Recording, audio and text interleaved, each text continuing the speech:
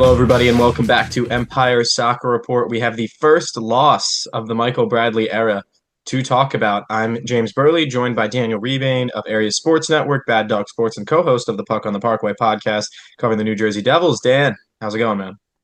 Yeah, I mean, after last weekend's game, a bit disappointed, but I think, vibes are still higher than most people would have expected 3 weeks into the season. So, well, let's get to talking to some of this news because there's some big news happening around the league.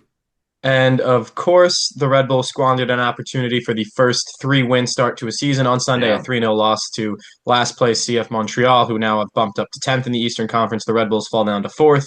And look who's at the top of the table. It's NYCFC in the East on 7 points. They a 5-0 rout over Orlando City, and that spelled the end of Oscar Pareja's tenure, long tenure with the Lions. Brought them to the U.S. Open Cup trophy in 2022 at the Red Bulls' expense in the semifinal. Took Hmm. them to the 2024 Eastern Conference Final. Created a standard of making that team a playoff club, and they've got a good squad. A horrible start to the season, but maybe it just felt time to part ways with their long-term manager Dan after a downslide at the end of last season and a horrible start to 2026. Yeah, I think at a certain point in a coach's career, the message finally gets stale, and that's what it kind of looks like to me. They are dealing with, an injury, some injuries to start the year. Janssen at the center back position, kind of one of their better players is not there, and that's kind of, led to a lot of, goals against to start the year. But yeah, I think, we saw the Griezmann rumors, and that kind of fell apart. Probably this is why it fell apart because Pereira wasn't going to be lasting much longer. So yeah, I think they kind of needed a fresh body in there, fresh ideas. So we'll see how they're able to turn this around. But yeah, definitely one of the worst starts to the season for any team around the league. And of course, that started with a 2-1 defeat at the hands of Red Bull New York. And Should have they been never, worse. it should have been worse. That's absolutely right. They never once looked like they were in that game, even though they Yeah. pushed very hard in the second half. Red Bull were firmly in front. And the final nail in the coffin is punctured by New York City FC. Um, Maybe it's something of a questionable red card to Maxime Crepeau.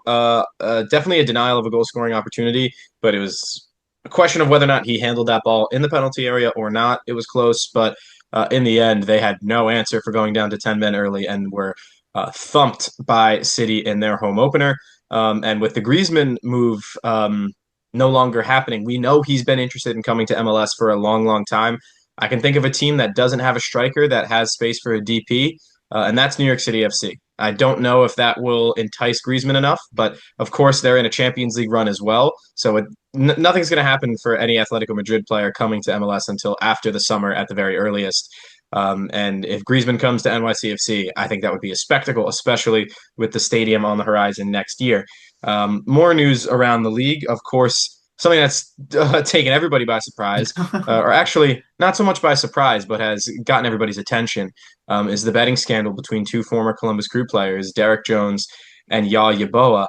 Yeboah scored the second goal that ended up being the clincher in the 2023 MLS Cup final against LAFC. This is a player who wore his heart on his sleeve for the club and brought success in the biggest moments possible. And Derek Jones once had a promising upcoming figure as a midfielder for Philadelphia Union. He's gone from the club, and both have been banned indefinitely by the league for life, really. Mm. And no chance they're coming back. But we found out that they actually had bet on a yellow card for Jones to receive on an October 19th match, the decision day match of 2024 against the Red Bulls at Red Bull New York. And we were looking back through some of that stuff, Dan, and Jones was putting in reckless challenges throughout the first half. And I'm surprised he was on the inch. He was inching towards a red before he got subbed off at halftime. Yeah, and I think, that was kind of the one that stuck out to us Red Bull media people. But, this has been going on for a long time between the two. I mean, they were betting on their own team, they were betting on themselves, the yellow cards specifically. I think that's a big thing in soccer betting is betting on yellow cards because obviously you can kind of, you know, bribe someone or if it's yourself to, go get a yellow card, right? So, it's sad to see with all the betting, promotion around, sports nowadays, right? It's happening in Mhm. literally every league, right? The NBA is having their big scandal right now. I don't know if anything has happened in the NFL as of late, but soccer has kind of been in the forefront for a couple of these, and now MLS has to deal with it as well. So it sucks to see, especially isn't MLS and Kalshi promoting together, right? That's Isn't Poly it? Market, but Yeah, but Poly yeah, Market. and Yeah, like I'm glad you brought that up. The NBA one, I think, is the most yeah, painfully on the nose because in the aftermath of them talking about it on ESPN, they're talking about how yeah. this is ridiculous, how players can't be doing this, and meanwhile, the bottom ticker on ESPN is Sponsored promoting by ESPN Bet and Steven's DraftKings. A list because Stephen A. Smith has to be on TV every 4 seconds, or else the market value of ESPN goes down $1 million, I guess. But uh, that's why I stopped myself by saying that this was surprising. And now I'm sort of quicker to say that these sort of things feel inevitable. And Dan, I'll Hmm. remind you, this is just the stuff that is being caught, that's being Yeah, found out. Like we don't know exactly. what's going on under the hood since they've legalized betting. And look, I'm not saying completely criminalize and illegalize all sports betting. Um, Sometimes sports betting can be fun, but when you attach it to leagues and you make these things inseparable. Like I can just imagine a child growing up watching sports. Like when I watched sports on TV, I wanted to learn everything I could about it, so I sounded like I knew what I was talking about and I understand what was happening. So when you look at a scoreboard and you're watching baseball, Sunday Night Baseball on Fox, and it has win probability under each team, you're going to want to learn Yeah. what that means and where that's coming from. When it says, Red Bull New York plus 1.5 over Toronto FC this coming weekend, I can dream. But if I'm an 8 year old and I'm a diehard Red Bulls fan and I'm watching that, I'm gonna want to know what that means. And I don't think this is a healthy way of promoting sports and even promoting sports betting. I think this is Polymarket announced a relationship with Major League Soccer before the start of the season. All of these companies are getting more and more integrated into these major systems. And that is not a good thing because this is the sort of thing that happens again. I'm not saying that you should never bet on sports. If you want, do it at your own risk and have fun with it. Like Yeah. that's the same thing. But for me, Polymarket creating a relationship with MLS like that is like Marlboro being allowed to have commercials on television, and they're not anymore, right? Like they used to be, but they can't do that because we know that it's harmful. And this is still very early, right? Like sports betting has only been legal in this country on a wide scale for a very short amount of time, and they still have such a stranglehold on sports. It's a scary time for me in that realm personally. I don't think it's the best relationship possible. And I think this is just the start of the fallout in some of these cases. And just imagine if you're one of those players in the Columbus Crew dressing room, if you remember what it was like to be in that team in 2014, or excuse me, 2024, you'll recall that just weeks after that game where they had evidence of securing a yellow card, Dan, they were eliminated by the Red Bulls in the playoffs.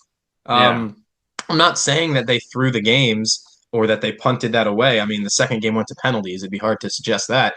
But just imagine if you're in that dressing room, if you're Christian Ramirez and you scored that 96-minute header to send it to penalties, and you're now thinking, were there other players in this dressing room who were sabotaging us?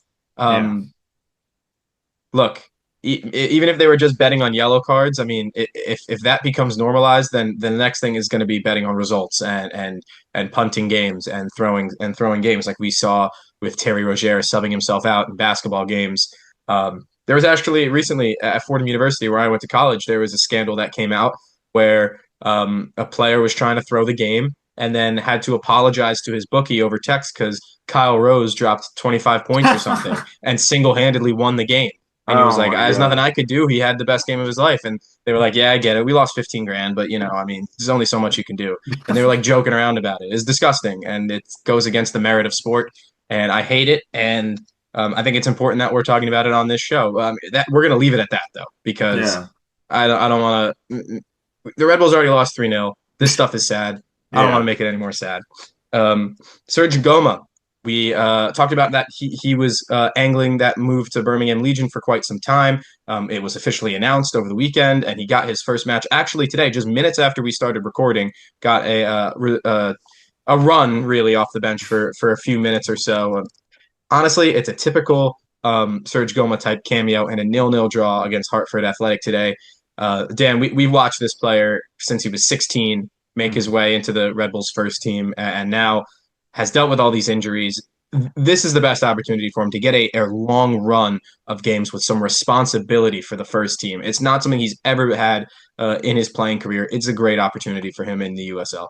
Yeah, I think this opportunity for him is just go down to Alabama and basically just stay healthy for the whole season, right? And that will lead to opportunities for you. I think that's just his biggest thing. He's got the talent. It's just injuries have kind of worn down his athletic ability. His pace has kind of dropped a bit, and I think his just confidence is overall just non-existent, right? And I think once he finds his health again, right? Once his body kind of, you know, reverts back to, being 100% healthy and he's not pulling his hamstring or pulling his quad or whatever it is on the training pitch or, 1 minute on the field, I think he'll get back to what he was doing when he was a 16-year-old scoring for Red Bull off the bench. Um, One of the youngest goal scorers in team history. So I'm rooting for him just to stay healthy. I think that's all we can ask for as media members from Red Bull because one of the best guys in the locker room. Like anytime he would talk to us, all great answers. Just a great down to earth kid, man. So I'm just praying for help for him down there and hopefully he has a successful loan stint. Yeah, he's a true pro. I mean, even ever since he was a teenager, you could just tell that how patient he was being with his chances. He knew his body had let him down at certain points of his career. I mean, he missed almost all of 2023, a lot of 2024 with hamstring and the knee injuries. He just been dealt a horrible hand, and Mhm. for him to have kept his head up, kept his spirits high, is an inspiration.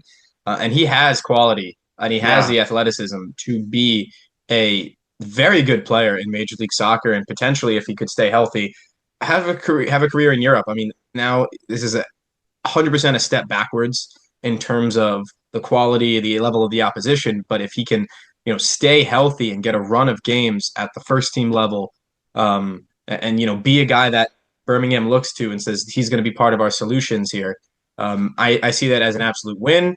And I do think that he can find success, and he'll be back in an MLS squad in the near future for sure. Should all those things fall in the right place. So excited for Serge Ngoma. Happy to see that he got his first set of minutes. Yep. Hopefully, he gets more than just cameos at the end of matches, and would really love to see him, rack up some goals at the USL level.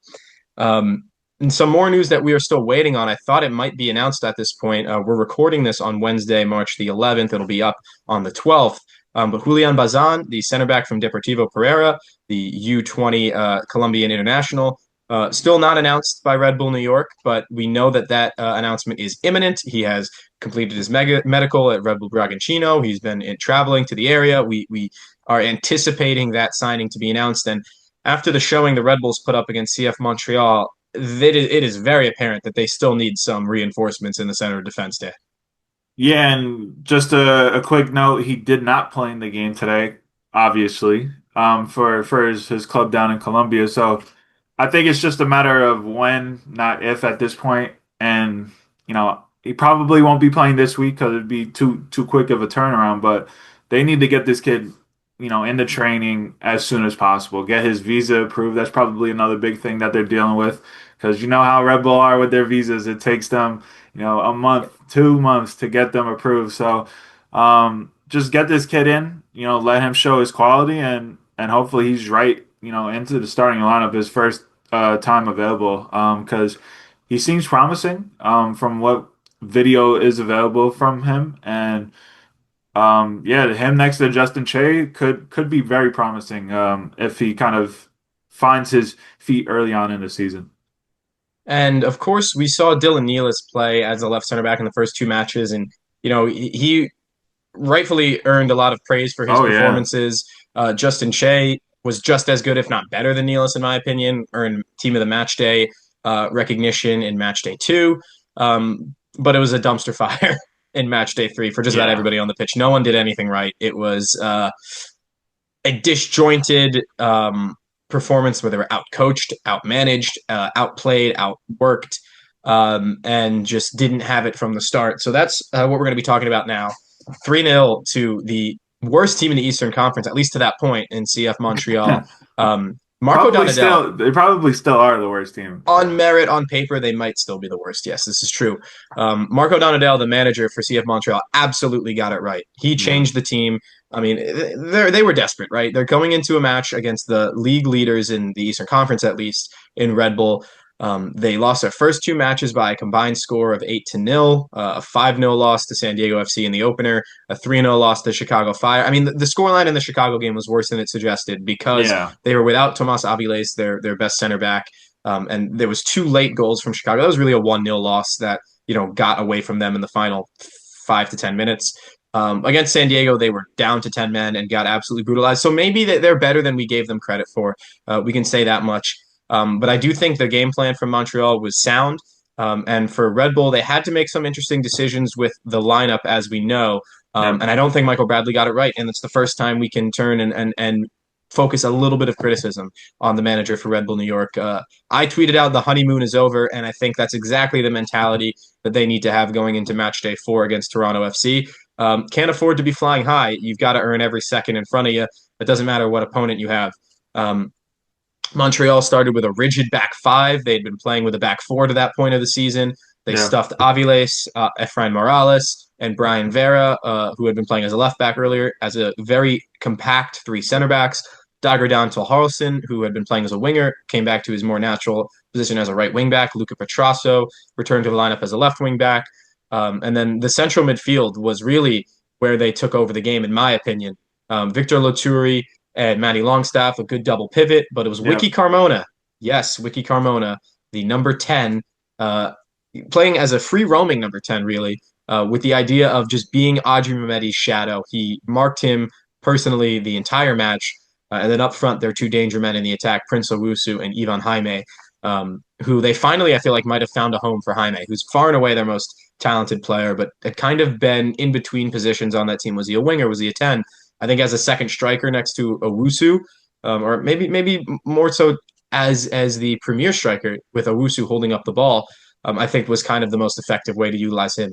Early on, it became very, very clear in that match. But we'll get into the goals and we'll get into the eventual player of the match day performance from Wiki Carmona, if you can believe it, Dan. But Owusu was the first thing that caught my attention. No Dylan Nealis available. Bradley goes with Robert Volader, and I thought Owusu had no problem creating space for himself, using his huge frame to muscle off Volader, to muscle off Che, and to muscle off the 16-year-old Mehmeti to then create space in behind for his teammates. And eventually, that's what led to the opening goal. Is he played Ivan Jaime in behind after shrugging off Volader and Mehmeti, and Jaime was brought down with a penalty by Justin Che. So, your thoughts on what we saw early in that game against Montreal? Yeah, I think, Montreal had their plan and it worked perfectly for them. I think everything that they wanted to do, they executed to perfection. I think the biggest thing was, man marking Adri Mamedi with Wiki Carmona. I think, you know, for what you want to say about how this kind of team operates for Red Bull, everything they want to do goes through their defensive mid in this system. And, when you're a 16-year-old and you don't have the senior first team experience to kind of get around maybe a man marking type of system, even though you've probably dealt with it through the academy or through the second team. First team is different. So, Audrey Mamedi kind of struggled to be able to get the ball up the pitch or kind of get free of Wiki Carmona. And, again, I think we have to realize that he is just still 16, right?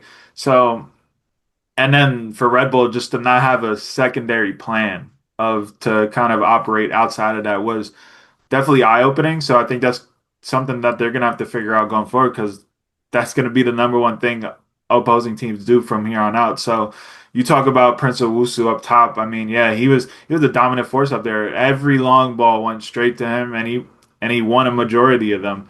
And on that first goal, kind of sprays it out wide, and Red Bull is sprinting to get back, and Justin Che um, overcommits down to the byline, and Jaime cuts inside, and he's taken out for a penalty. I don't know if you want to talk about the VAR check.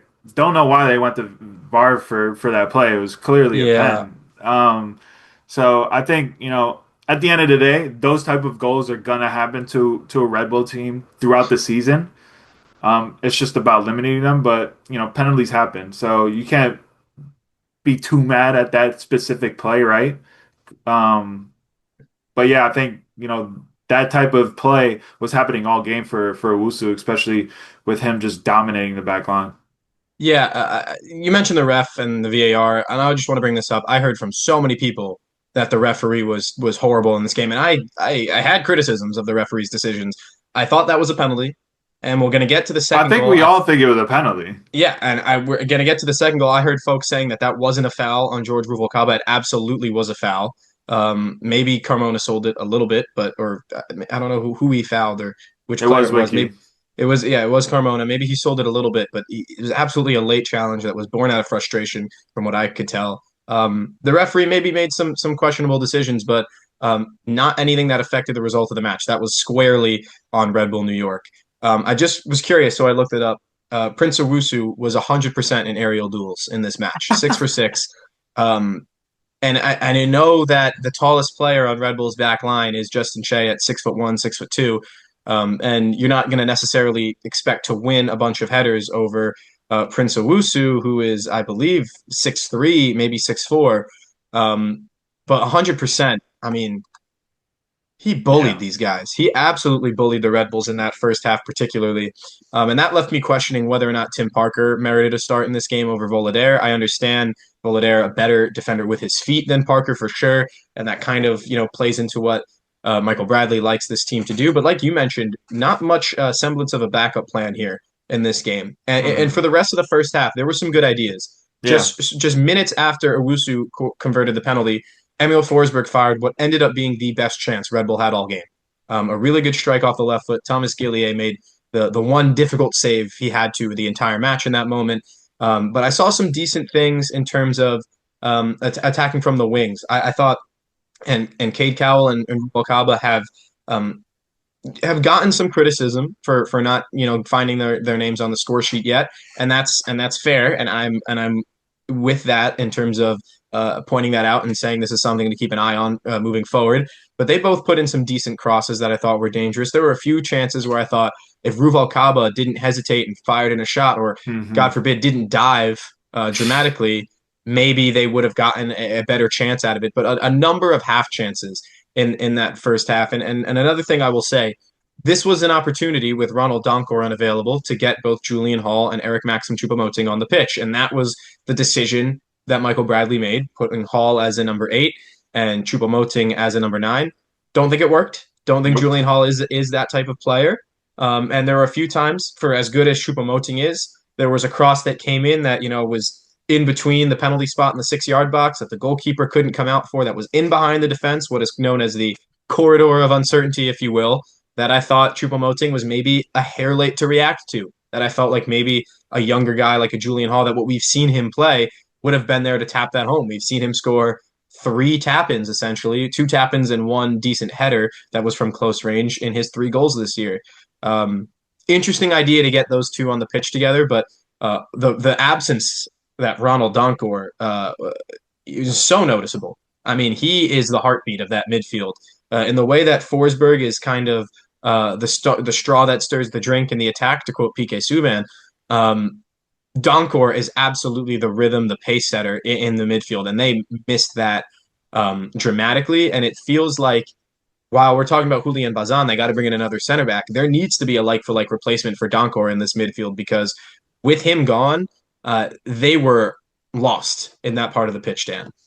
Yeah, and I think you kind of touched on Doncor. I think when they have three center mids that kind of fit what Bradley wants to do, it's like a symphony. It's an orchestra in there, right? But when you take one of those guys out, it kind of just disrupted everything, right? And Julian did his best job in the eight position, but clearly he's an attacker that needs to be on that front line. You talk about that cross that goes through the 6 yard box that nobody's there.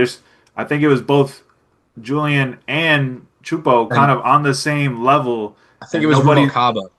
It was one, yeah, it was two people. Yeah, There was one other guy with Chupo just on the same level in the box at that 6 yard box, and nobody was anywhere closer to that back post because if anybody's on that back post, tap in, right? free goal. And and maybe that's just chemistry with those two guys that they're kind of ending up on the same, level in the box for a cross, right?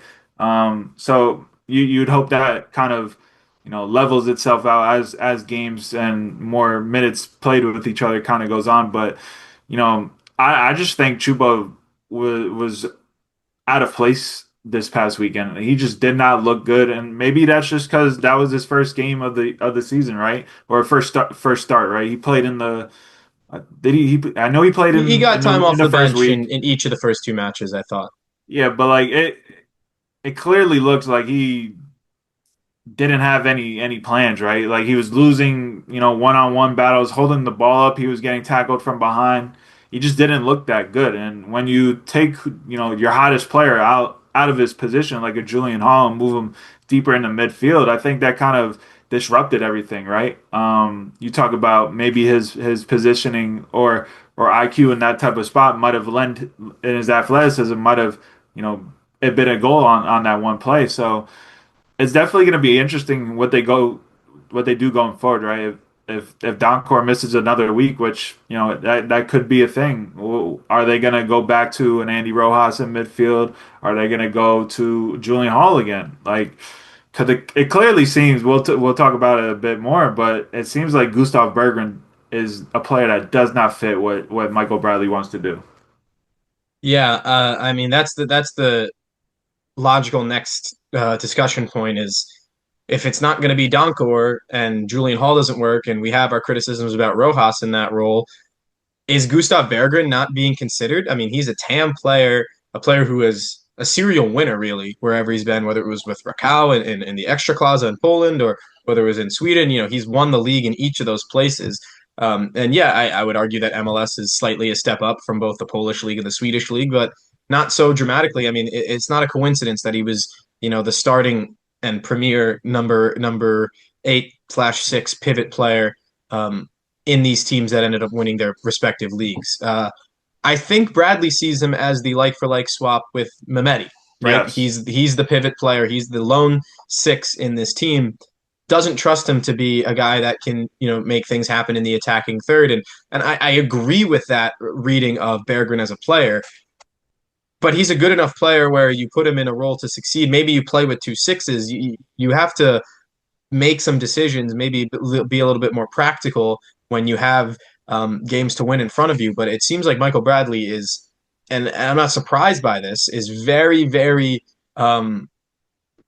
consistent with going through his system and playing the way he wants to play and having his style um, be the modus operandi in all cases for this team. And that can be a good thing, that can be a bad thing. I think against Montreal, the fact that they didn't have any answer for that super, super high press. And, when Montreal went 2-0 up right before the half, I thought, okay, they'll sit back in the second half and things will look differently. But Donadell was absolutely right to bring the press up high. And right at the end of that first half, we saw Wiki Carmona score a free kick, super sharp angle, left-footed strike, driven low across the ground that went around the wall, went under the wall. Mati Dos Santos didn't stick a foot out, and it What fooled wall? exactly. It fooled Ethan Horvath and just trickled into the net. Well taken set piece from Wiki. He scored 2 goals in this match. We'll get to the third goal, his second. He scored 0 in all 35 MLS matches last year, 1 if you include the Open Cup, in just 60 minutes at Red Bull Arena or at Sports Illustrated Stadium, excuse me, in 2026. He scored more goals than in all of 2025, and he played in every single match. So, yeah, that one hurt. He went on to be the player of the match day. And Michael Bradley touched on this after the match. They gave up goals at the worst times. Hmm. Early goal, early penalty in within 5 minutes. Goal conceded on a set piece right after Right before right on the half. stroke of halftime, excuse Yeah. me.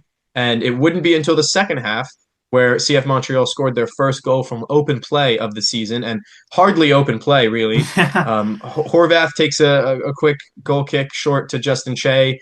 He's marked. He drops it back to Horvath, and he thinks we're doing this. That we're playing. This is the system we want to play. Tries to play it into Adrian Mehmedi, who's under all sorts of pressure from Wiki Carmona, and Carmona scores into the empty net to make it 3-0. It was right as Red Bull were starting to grow into the game into the second half. They lost all the momentum. That was the game was lost. I would argue before that, but that Mhm. was the cherry on top. Um, Goals conceded in the worst possible times, and no changes at halftime. Notably, I thought they were going to at least bring on Parker for Volader, maybe Berggren for Hall, or maybe Berggren for Choupo-Moting, and Hall goes up top.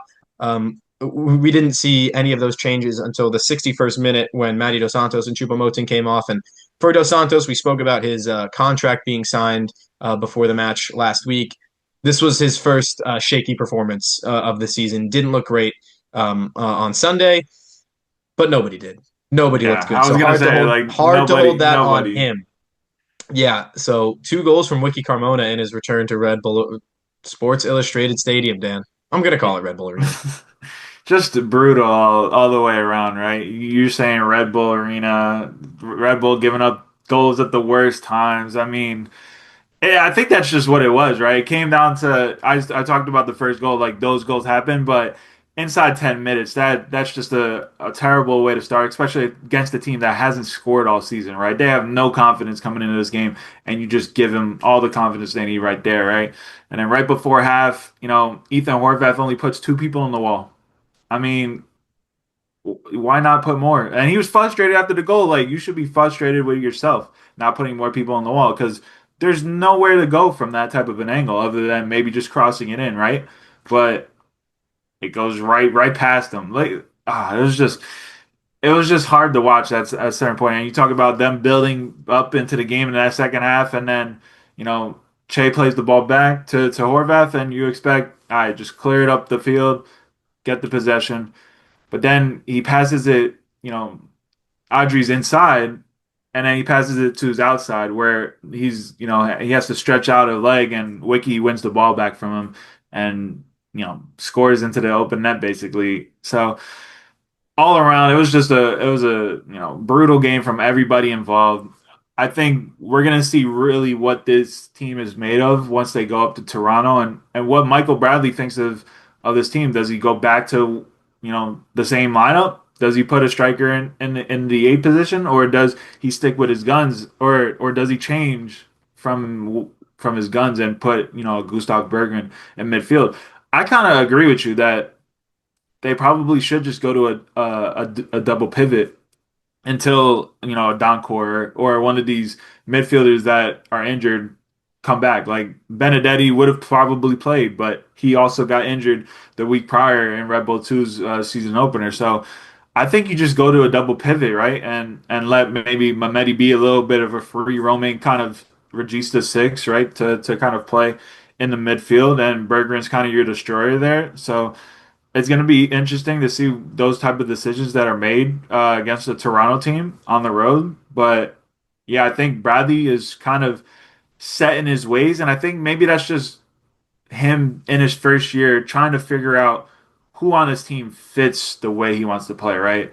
And early on, we've seen that Valencia does not fit what he kind of wants to play because he started a 17-year-old that didn't have a first team contract over an Omar Valencia, and then Gustav Berggren just hasn't been able to get on the field, right? He didn't even make an appearance last game, right? Nope. So I just think he's kind of weeding out the players that don't fit his system that were already here, right? Maybe Eric Choupo-Moting is one of those guys because you know doesn't start the first two games over Julian Hall, comes in the third game and looks out of place in the system. So it's going to be interesting to see those type of decisions going forward. Like who does Michael Bradley really trust in this team? And we've already seen there are a bunch of certain guys that he trusts, and they weren't guys that you would have thought coming into the season.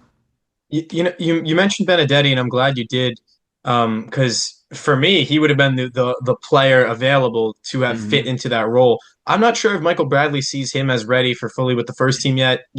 Injury aside, of course, made him unavailable. Hopefully, for the team's sake, Ronald Doncourt is available this coming Saturday against Toronto. And then in defense, of course, Dylan Nealis, his absence it was Yeah, that pretty was a tough apparent as well. miss. Yeah, He got injured in training. yeah. Someone stepped on his ankle in a 50-50, and it's not like it was like malicious or anything. It just happened, unfortunately. So it seems like he'll be week to week going forward. So I doubt he plays this week, but maybe he has a real good recovery type of week and he's back against Toronto. But I would probably assume that he misses this week. So, and I think now that's two weeks in a row in which the opposition has made it very, very difficult for the Red Bulls, Yeah. and from kind of different approaches too. For New England, they packed it in very, very tight and made it hard for the Red Bulls when they were in the attacking third. And in many ways, Montreal kind of mirrored that when they were Yep. defending in their own half. Right? It looked like yes, the Red Bulls were trying to be applying their principles. Quick 1-2s in tight areas, but never quite breaking through, except for the occasional hopeful cross. And a couple of those crosses ended up being dangerous, but nothing more. And the high press for Montreal was something difficult for Red Bull to deal with. When they did deal with it, they would get to the attacking third, and Montreal would recover nicely and make things even more difficult. So I think that's the blueprint, right? If you're looking at that match and you're Toronto FC, I think you know how you want to play against this Red Bulls team now. Marco Donadell, like I said, brilliantly managed game, did the right things with his lineup. That structure was very difficult for the Red Bulls to break through. One thing I want to talk about on that third goal, though, obviously they're down 2-0, they're being desperate. Horvath wants to play quickly and get the ball moving. And he takes that goal kick short to Justin Che. And this is a trend we've been seeing for teams that want to play out of the back aggressively. And it's something that I haven't seen Red Bull do that they think would have prevented them from conceding this goal, even if they were being a little bit careless trying to play the ball out of the back the way that they did. Is you have the center back take that goal kick. You have Justin Che come in. You knock a 4-yard square pass to Horvath. So now Horvath has the ball. The ball is live. And instead of being pinned to one side and have the pressure already coming to you, you now have each center back to your right and left. You have the Hmm. pivot player in front of you. And if none of those players are open, then you know that there's a player open in front of you. You know that you have options and time and space to knock the ball long. But instead, when Horvath takes that goal kick and goes short to Che, he already attracts pressure. The ball comes back to him from his center back. And now he's got the pivot player under pressure. He's got the center back under pressure. He's got players bearing down on him, and he's cut the field in half. He can only go to the side he's started on because the pressure is coming from the opposite direction. So that carelessness and that poor attention to detail, that willingness to go quickly and trying to stick to their principles ended up biting them. And they concede a third goal in the most embarrassing fashion. I mean, it's just a simple thing that, I've tried to institute in teams that I've played for because it just makes sense. You don't want to cut yourself in half on the pitch when you're trying to build out of the back. It just gives you more options to play more openly. And they didn't do that in that moment. But yeah, it would have been also solved if he had just put his foot through it when he had the opportunity to, and he chose not to do that. So a couple goals that you could place on Horvath's shoulders in that one, and he's been otherwise great Hmm. since starting this season. So it's a tough one there. I Yeah, just wanted go to ahead. touch on, K Cal and George real quick, right? Mhm. Like you said, George has looked good in moments, right? I think the only change he needs to make is just be more aggressive, right? Because he's found himself open in spots. He's just not taking what the defense is giving him, right? Or what he creates off his kind of, quick twitch movements inside or outside, right? I think if he just becomes just a bit more aggressive, I think everything will work out for him. Kate Cal, on the other hand, I think he is what I expected him to be, right? He is basically a running back playing soccer. He's just running down the wing, not even faking anything, and just going onto his right foot and trying to get a cross in, right? And I think that's just his biggest problem, right? Clearly, he has one foot and it's his right foot. But I think when you're on the right wing, sometimes you just gotta. it might not work out, but sometimes you just got to go inside on your left foot and make them, respect that you're going to cut in once in a while, right? Because every time he comes down the wing, what is he doing? He's going down the byline and trying to get a cross in, right? And sometimes that still works, even though your defender might know it's coming, right? Week one was a great example of that, right? Like every time he would go onto that right foot and cross it in, he would get his cross off. But the last 2 weeks, I feel like just haven't been as good from him, and I think that's just a big thing he needs to work on is trusting his left foot even just slightly more, right? Because if you cut in one time on your left foot, right, it could open up a lot more things going the rest of the game because now they're like, oh, he is gonna play on his left foot instead of 100% of the time I'm just looking at you on your right foot. So I don't know from your perspective what you see on that forefront as a former soccer player yourself, but that's just something I've seen over the last two home games from up top in our position in the press box.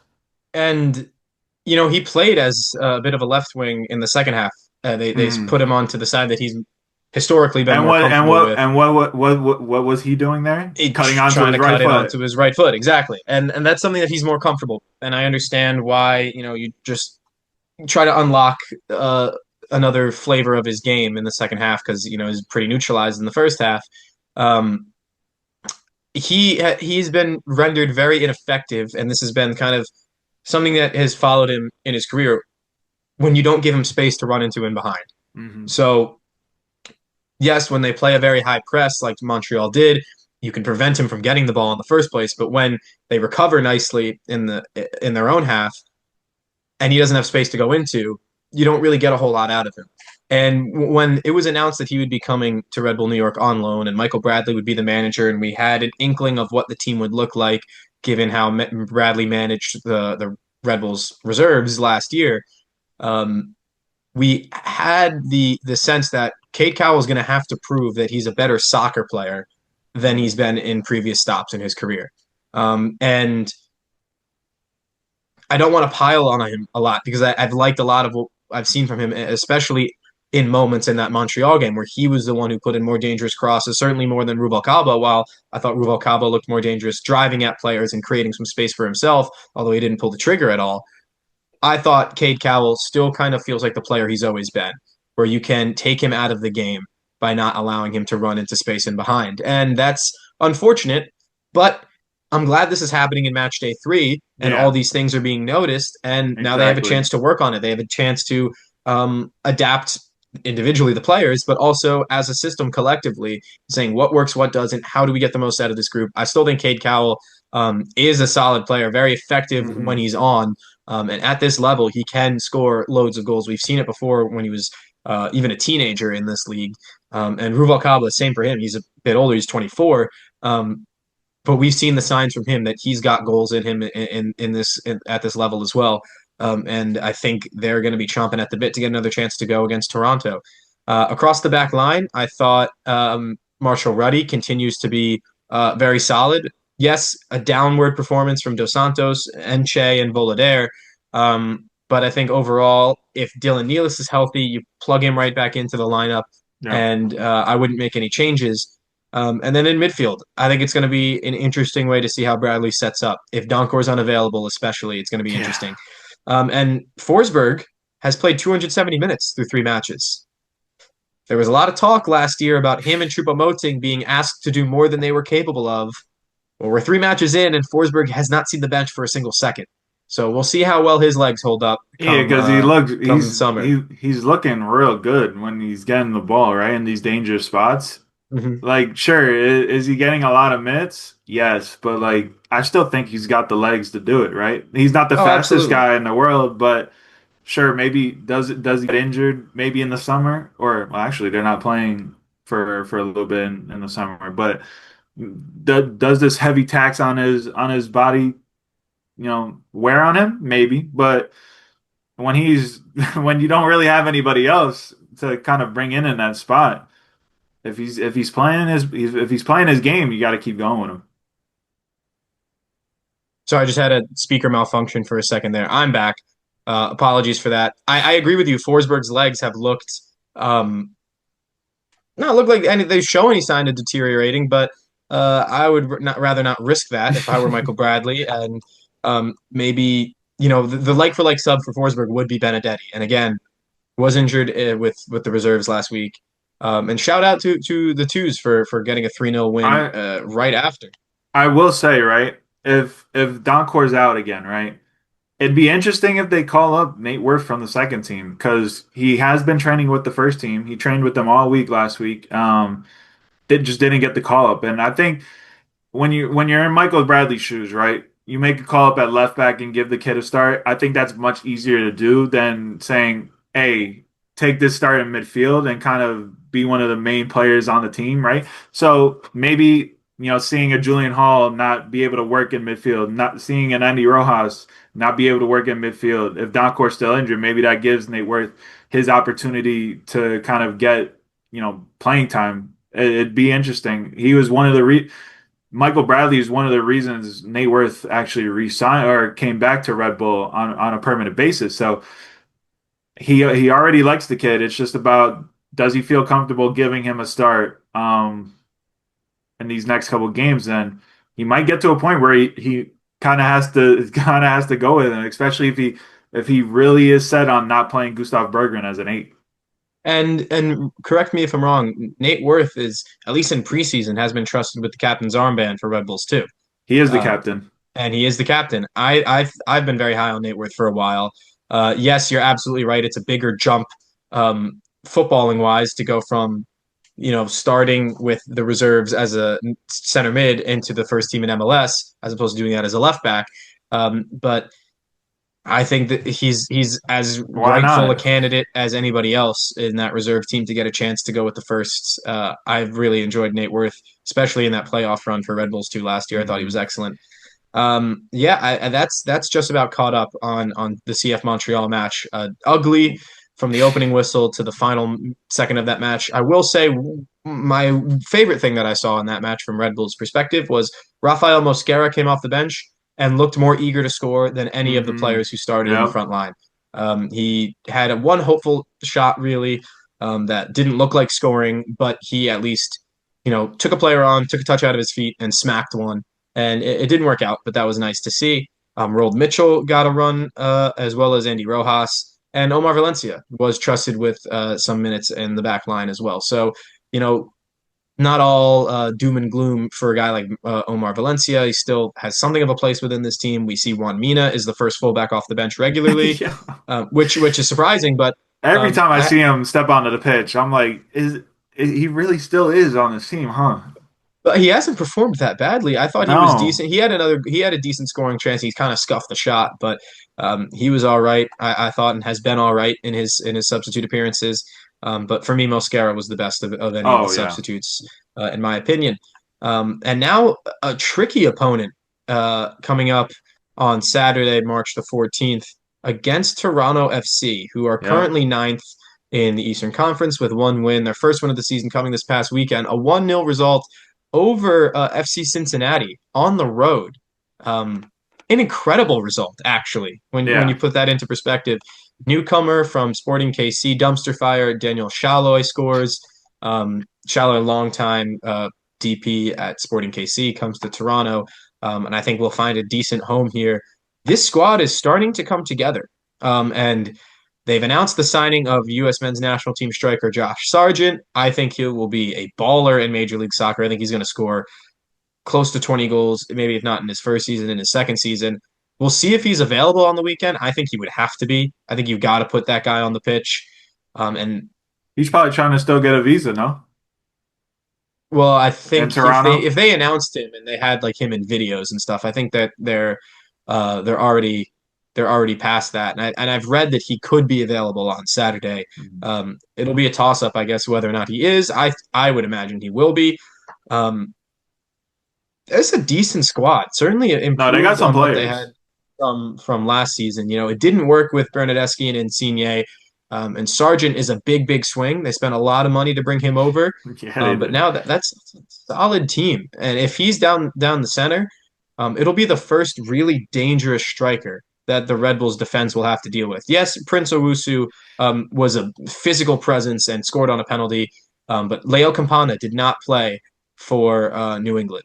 And Duncan Maguire is a few years removed from his peak in MLS for Orlando. So this would be the first major test for the center backs of Red Bull New York. And considering they failed the test that was given to them against Montreal, I'm not so excited for them about the opportunity of having to face Josh Sargent.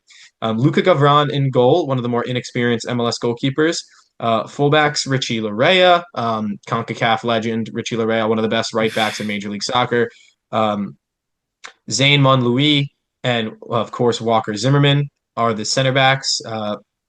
They've got Benjamin Kushevich at left back. We'll see if they continue. This is their most recent lineup. We'll see if they continue that. Midfield trio is really, really tasty on paper. Yeah, that's Jonathan solid. Osorio, Jose Cifuentes, formerly of LAFC, and Georgi Mihailovic is going to be pulling the strings at the number 10 role. And the way that they started against FC Cincinnati, our old friend Raheem Edwards as the left wing, Daniel Shalloy, the eventual goal scorer on the right. And they started the match not with DeAndre Kerr, but with Emilio Aristizábal. He was the starting striker. I think that's going to be replaced by Josh Sargent for this Saturday. That's a dangerous team. And if Yeah. if the Red Bulls are not on it from the start, they could get punished. If they make the same mistakes they made against CF Montreal, they will surely get punished. Yeah, your thoughts on this Toronto team coming off a big win against FC Cincy? I mean, you look at every level of their team, they kind of have a star in MLS, right? Center back, they have Walker Zimmerman, one of the best center backs in the league. In midfield, Georgi Mihailovic. I mean, you might want to say certain things about him with the national team, but Georgi Mihailovic in MLS is a really, really good player. And then if Josh Sargent starts, I mean, watch out because that the center backs might get torched. We've seen the type of goals that he scores with Norwich in the championship. You know, he's not when you look at him, he's not the like biggest guy like weight wise, but he's dominant in the air. So it's gonna be very tough to go up to to Toronto and even get a point if this is the lineup that they're going with. So Red Bull's gonna have to play the type of game that they had down in Orlando to come out of this with a positive result. So tough game for Michael Bradley in Game 4, but eventually you were gonna get a stiffer matchup than what you've already seen through 3 weeks, and this could be a definite another eye opener if things go south again. And players like Edwards are playing as a winger because of some of the injuries that Toronto have dealt with. So we Yeah. mentioned a strong lineup that they currently have available. Teo Corbeanu, the Romanian winger, is out with rehabbing a knee surgery. Adisa de Rosario was out last week. Nixon Gomez, so that's another option they had in defense. Mateus Pereira, Henry Wingo, another defender. I think we're not going to see many changes from this Toronto team from what they were able to show against Tom Barlow's FC Cincinnati. The back line, I think, is vulnerable, especially at that left back position with Kushevich. Normally, I Mm. think that would be Edwards' spot, honestly. Wingo, Gomez, these are players that are unavailable in this role. Larea had to play a little bit of left back because they have Kosi Thompson as well as Kobe Franklin as options in the back line. So they might move things around there, but I don't expect many changes in central midfield. They have Alonso Cuello can also fill in central midfield. Derek Etienne, our old friend, can go where Raheem Edwards was. So there's a Yep. couple places they could change here and there, but I do think that the spine of this team is strong, certainly stronger than we saw with Montreal, and I would Hmm. also say New England. Orlando, some of that spine is injured, but on the top end, I would rather have Orlando's roster, minus the striker position where Sargent is the toughest player that this defense for Red Bull will have to deal with. Um, as for the Red Bull starting lineup, I do think Donkor was in training last week, so I don't think it's that serious. It's realistic that he plays on Saturday. I have him in my projected starting lineup. Dylan Nealis, we know a little bit less about, so I'm going to keep him out of it for now. But if he's available and ready to go, he will be in that starting 11. You better believe it.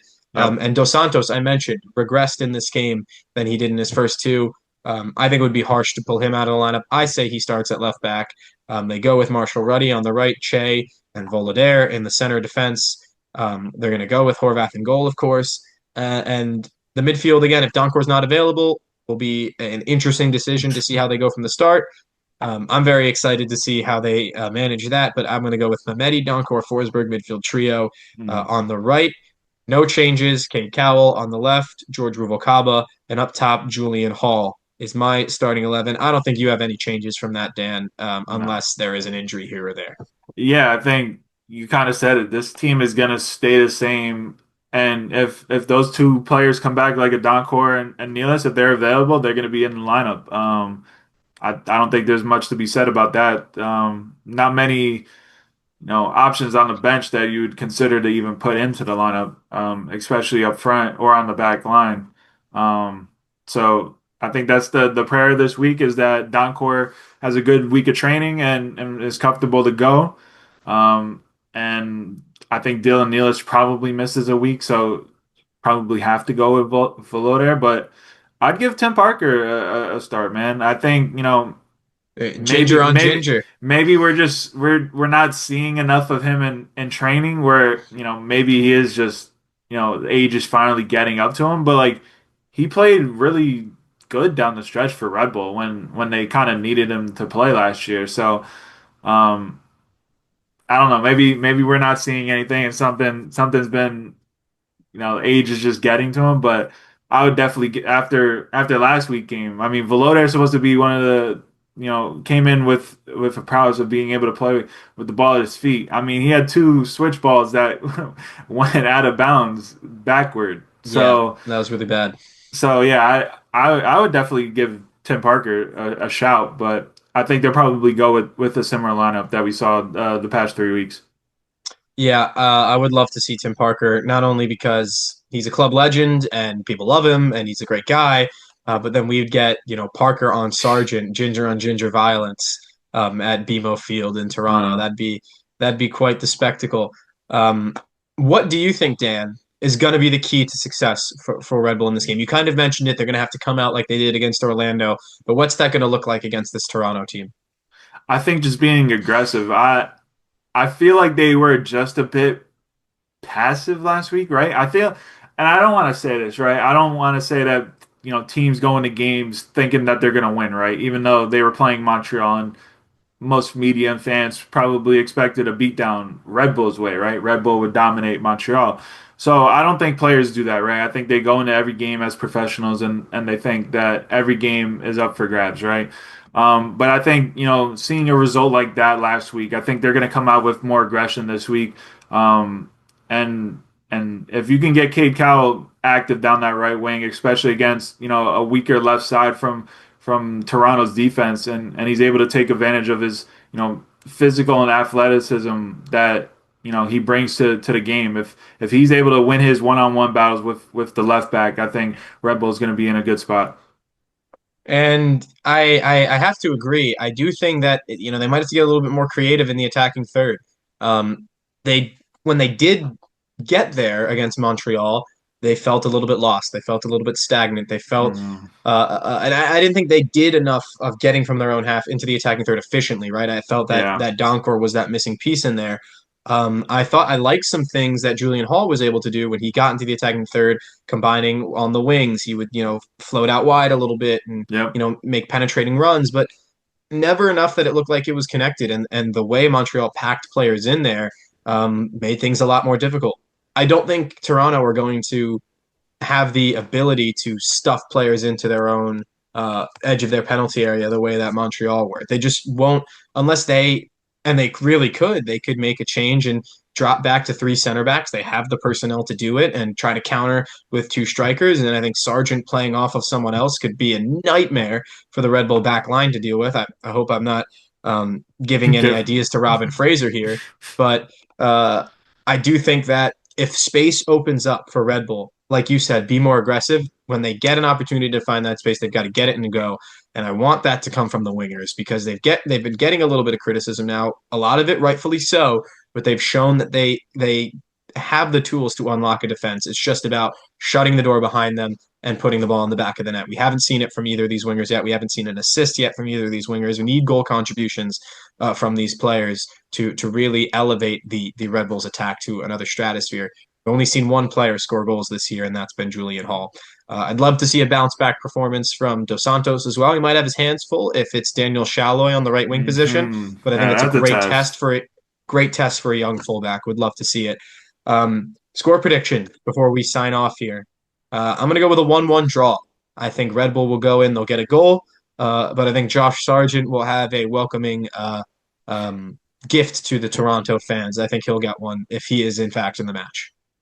Yeah, I'm gonna go with a 3-2 loss. I think, Reb you know, I mean Montreal kind of laid out the plan for teams against this Red Bull team. I think Red Bull is going to be more successful in the opposing third's penalty box this time around, but I think, Dylan Neal's just not there. I think the defense is just going to take another hit, and I think, Toronto is going to punish them on mistakes that they force. 'Cause I think, you press this Red Bull back line, you kind of man mark Adri Mehmeti. I think it's going to be on Red Bull to kind of figure their way out of that. And we haven't seen it so far this year. Maybe that changes, but I think Toronto's going to be able to take advantage of certain things that Red Bull has in that back line. So a 3-2 loss, I think it's going to be very competitive, but I think in the end, Toronto gets that third goal and the 3 points. So Dan's got a 3-2 win for Toronto FC. I've got a 1-1 draw between Red Bull New York and the Reds from BMO Field. Daniel Rebain, thank you for coming on the show, folks. You can find his work on Twitter at PVT McBain. Is that it? Yeah, that, or just search my name up. It's either one of those two. And on Area Sports Network and Bad Dog Sports, where he covers a number of different things, including college hockey. Daniel, thank you for coming on the show once again, my friend. Appreciate you having you here. I appreciate it, man. And, hopefully Red Bull go out there and get a positive result. So on to another week of Red Bull soccer, baby. Yeah, let's hope to have some more exciting things to talk about next week and not another Wiki Carmona player of the match day. For Dan Rebain, I've been James Birle. This has been Empire Soccer Report. Thank you guys so much for listening. And the Red Bulls take on Toronto FC on Saturday, March 14th. That'll be on Apple TV. Thanks again for listening to Empire Soccer Report. Take care.